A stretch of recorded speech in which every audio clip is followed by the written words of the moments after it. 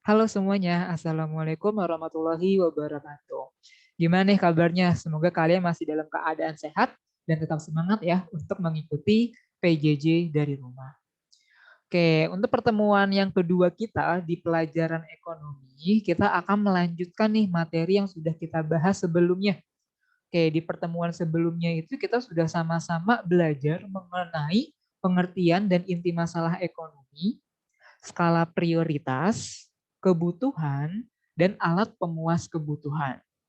Nah, untuk pertemuan kedua sekarang, kita akan ngebahas 4 materi lagi, yaitu biaya peluang, prinsip dan motif ekonomi, pembagian ilmu ekonomi, dan yang terakhir adalah ekonomi Islam atau ekonomi syariah.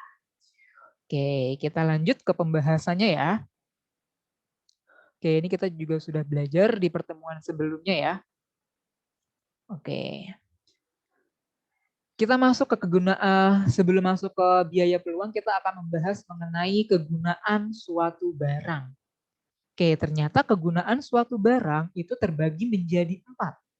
Yang pertama itu adalah form utility atau nilai guna bentuk. Maksudnya apa sih nilai guna bentuk di sini? Nilai guna bentuk di sini itu maksudnya adalah barang tersebut lebih berguna jika sudah diubah dari bentuk aslinya. Contohnya itu adalah kayu. Ketika kayu yang dari pohon belum diubah bentuknya, otomatis kayu tersebut itu nggak memiliki nilai atau nilainya itu akan berkurang. Beda hal kalau misalkan kayu yang tadi diubah bentuk menjadi bangku, menjadi meja, menjadi lemari, ataupun yang lainnya. Pasti nilai guna dari kayu tersebut akan meningkat seperti itu. Nah, yang kedua ada place utility atau nilai guna tempat. Jadinya suatu barang akan lebih berguna jika sudah jauh dari tempat aslinya atau dari tempat asalnya. Contohnya itu adalah pasir.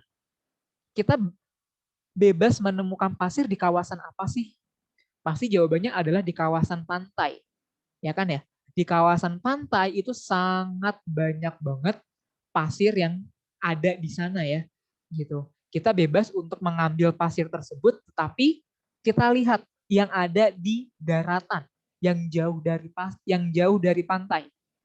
Ketika kita mau membangun rumah dan kita membutuhkan pasir, otomatis kita harus membeli. Gitu. Kita harus mengorbankan sejumlah dana tertentu untuk mendapatkan pasir tersebut. Gitu. Nah, itu yang disebut dengan place utility-nya. Gitu ya. Jadinya semakin jauh dari tempat asalnya, berarti semakin berharga barang tersebut. Oke, yang ketiga itu ada time utility atau nilai guna waktu. Jadinya barang tersebut akan lebih berguna jika digunakan di waktu yang tepat. Contohnya apa? Contohnya itu adalah seperti sekarang deh. Sekarang Indonesia sedang masuk musim panas. Maaf, bukan musim panas, musim kemarau. Oke, ketika musim kemarau, otomatis intensitas pencahayaan matahari itu sangat besar banget ya, sangat tinggi banget sehingga menyebabkan udara menjadi lebih panas. Nah, mungkin ada beberapa teman kita ketika melakukan perjalanan atau berjalan itu membutuhkan payung gitu ya di bawah terik matahari. Nah, itu yang disebut dengan time utility-nya. Atau enggak ketika musim hujan deh yang gampang. Ketika musim hujan, itu sangat banyak banget seseorang yang membutuhkan mantel atau jas hujan atau payung untuk digunakan. Nah, itulah yang dimaksud dengan time utility-nya. Ya. Dan yang terakhir ini adalah ownership utility, di mana barang tersebut lebih berguna jika dimiliki oleh orang yang tepat.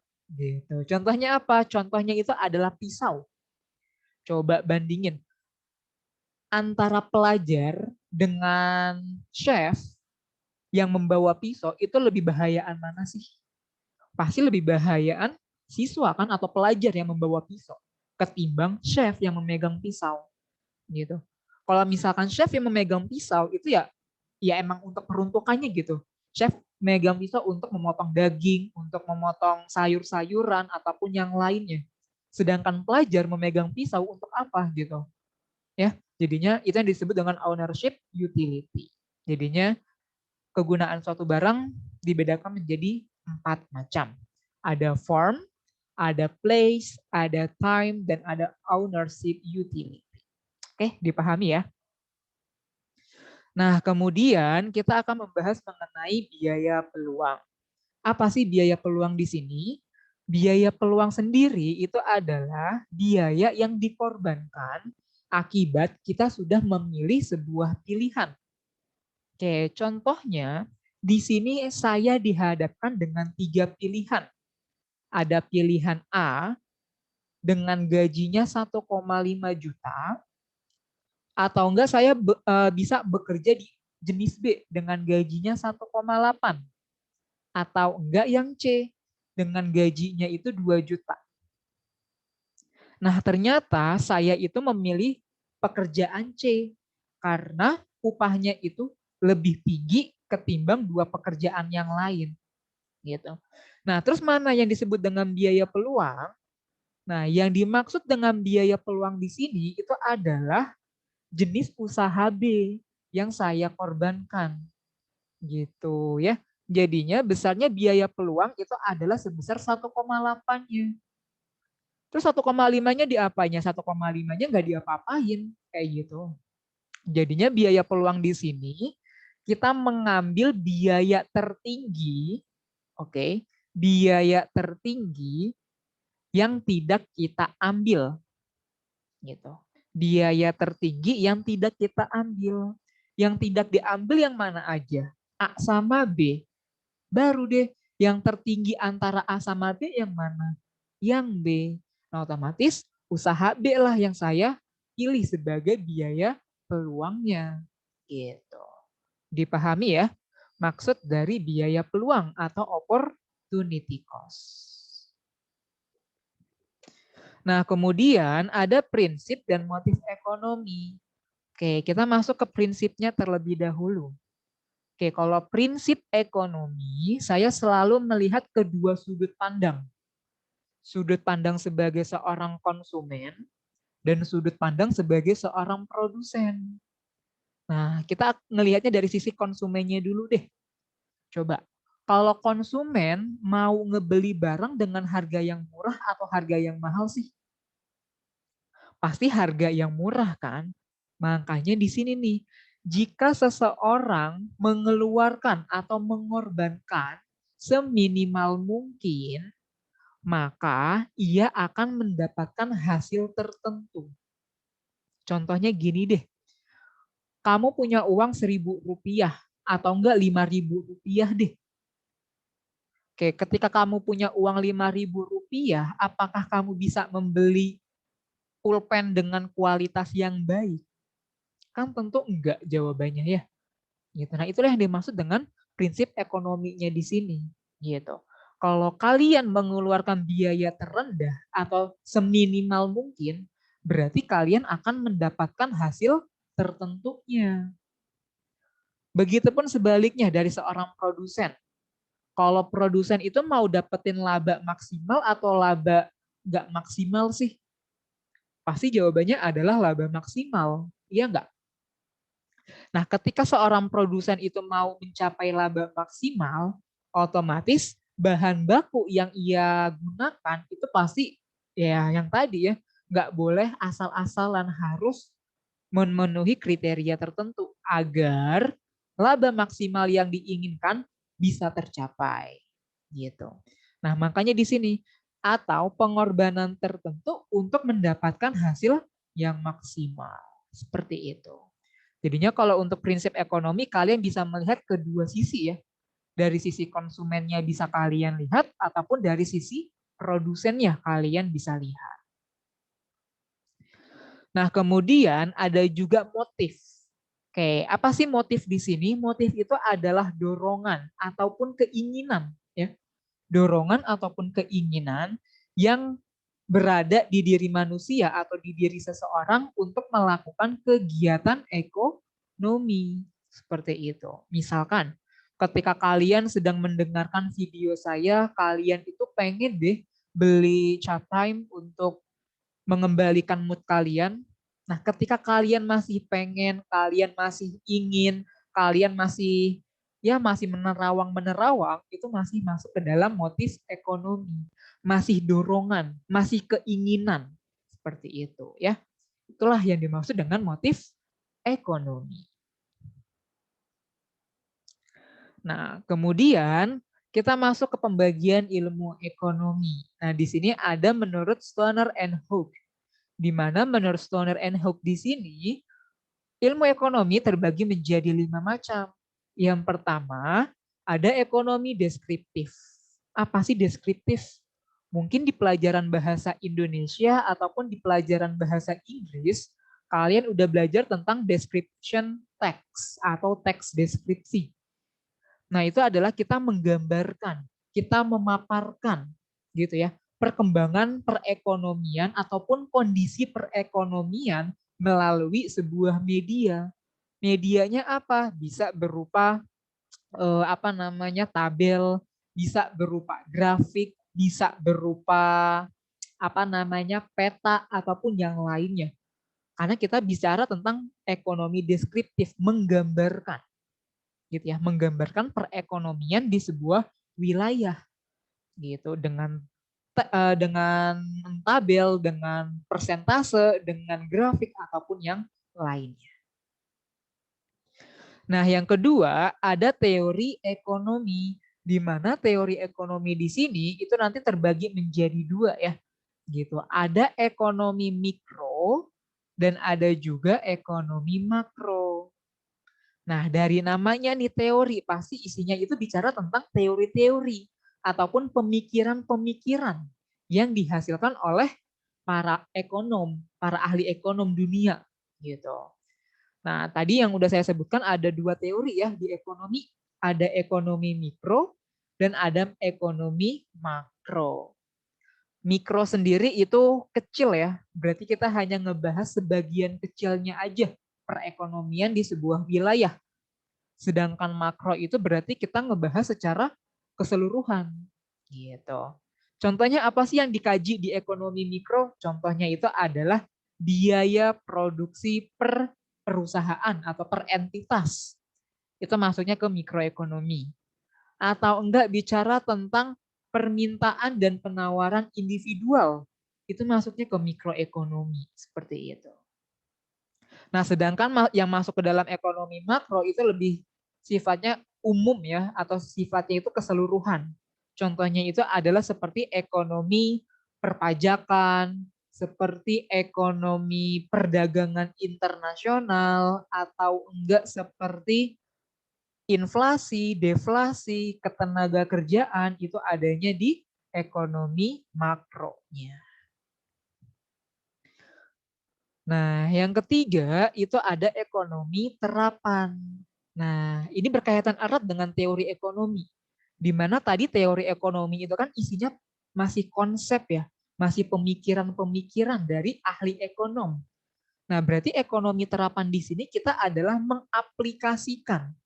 Tahu kan aplikasi, kita menerapkan teori-teori yang udah ada ke kehidupan real gitu.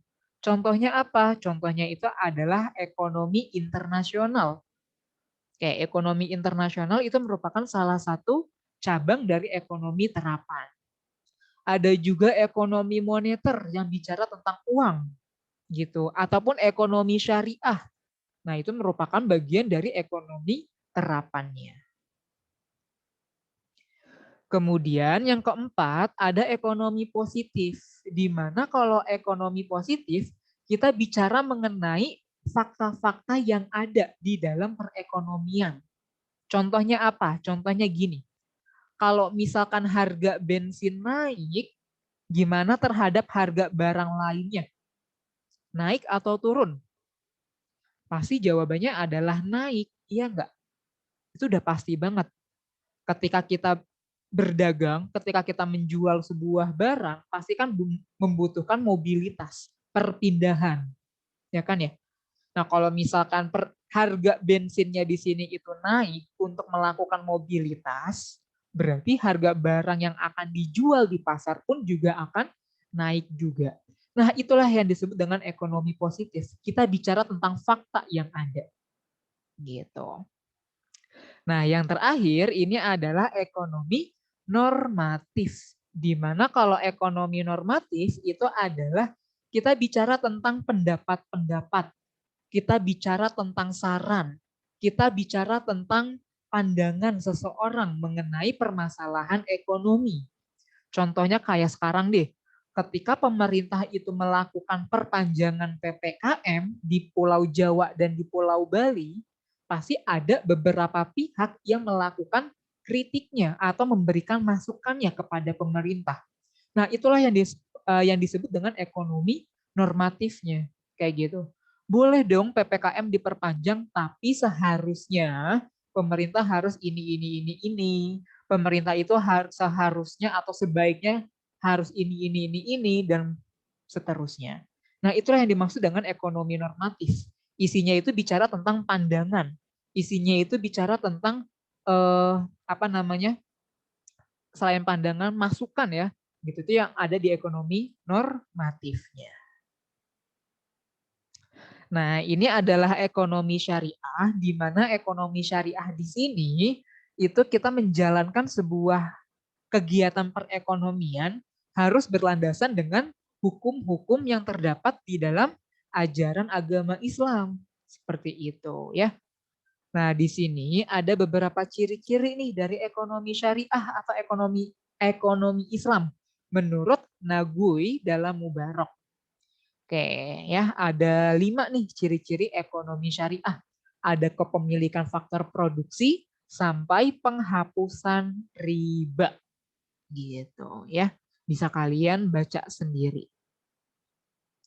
Nah, ini juga ada prinsip ekonomi syariah. Mungkin ini nggak terlalu kita bahas ya untuk prinsip ekonomi syariah. Nah, ini kita akan membahas tentang perbankan syariah.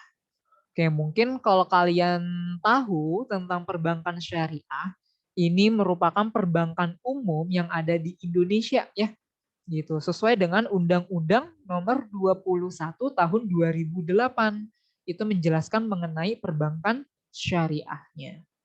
Nah, baru-baru ini di tahun 2021 itu ada merger dari Bank BUMN Syariah gitu. Berarti ada dari Bank BNI Syariah, Bank BRI Syariah, dan Bank Mandiri Syariah yang di merger atau yang dilebur dan memunculkan satu nama gitu yang disebut dengan BSI atau Bank Syariah Indonesia gitu ya.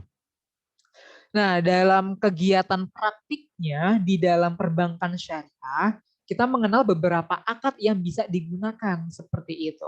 Kenapa sih harus ada akad? Karena ya kita menggunakan prinsip syariah, ya kan ya? Kita harus mengetahui kejelasannya terlebih dahulu di awal. Gitu, jangan sampai belum jelas langsung melakukan transaksi. Nah, itu yang dilarang dalam ekonomi syariah.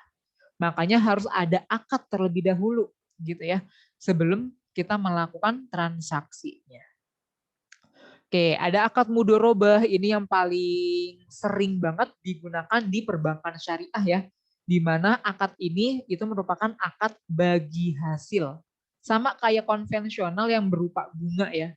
Tapi kalau misalkan di perbankan syariah disebutnya adalah bagi hasil. Ada juga pihak murobaah di mana akad murobaah di sini itu kita jual beli dengan cicilan ya, seperti itu. Terus ada juga salam di mana jual belinya itu dengan cara memesan, kayak pre-order lah gitu. Itu yang disebut dengan salam. Terus ada juga istisna, di mana istisna di sini itu pembayarannya itu di awal atau dikirim sebelum barangnya itu dikirim. Apa sih? Kita melakukan pembayaran sebelum barangnya dikirim. Ibarat kata kayak kalian belanja di Shopee. Oke, kalau kalian belanja di Shopee, kalian kan bayar dulu ya, baru barangnya diantar. Nah, ini yang disebut dengan istisna-nya dalam versi syariah. Terus ada juga akad musyarakah gitu ya. Terus ada juga akad wadiah. Akad wadiah di sini tuh pure hanya sebatas menitipkan barang aja. atau menitipkan sejumlah dana aja. Kalian nggak akan dikenakan beban dan kalian nggak akan dikenakan bagi hasil. Gitu. Itu yang disebut dengan wadiah. Terus ada juga akad wakalah, di mana akad wakalah di sini itu lebih kepada hubungan dengan pihak ketiganya ya dalam hal pembayarannya. Terus ada akad ijaroh, di mana akad ijaroh di sini itu bicara tentang akad sewa menyewa gitu. Terus ada akad kafalah menjadi itu berkaitannya dengan pihak ketiga juga ya, sama seperti wakalah. Terus ada hawalah, itu akad pemindahan atau utang piutang. Ada rahen yang bicara tentang menggadai, pihak gadai. Terus ada court, di mana court di sini bukan lagu ya. Court di sini itu adalah pembiayaan talangan atau ditalangin dulu gitu. Itu yang dimaksud dengan courtnya di sini. Oke, BTW untuk akad di sini nggak usah kalian pusingkan ya. Kayak gitu. Jadinya untuk akad di sini mungkin kalau untuk di pelajaran saya nggak akan terlalu saya banyak bahas gitu. Jadinya nggak usah perlu kalian nggak perlu khawatir. Mungkin yang perlu kalian baca lebih itu di akad mudorobah dan di akad wadiahnya aja ya. Karena itu sering banget digunakan oleh seseorang ketika mulai atau ketika menggunakan tabungan di bank syariah seperti itu ya. Oke, sekian pemaparan materi di pertemuan yang kedua di kelas 10 dari saya. Mohon maaf apabila banyak kekurangan dalam pemaparan materi kali ini. Untuk kalian yang merasa masih belum kena materinya, kalian boleh banget untuk mem-PC saya ataupun meng-email saya sesuai dengan yang sudah saya bagikan di Google Form tersebut ya. Oke, mungkin sekian presentasi dari saya. Saya akhiri, wabillahi taufiq wal hidayah. Wassalamualaikum warahmatullahi wabarakatuh. Terima kasih semuanya.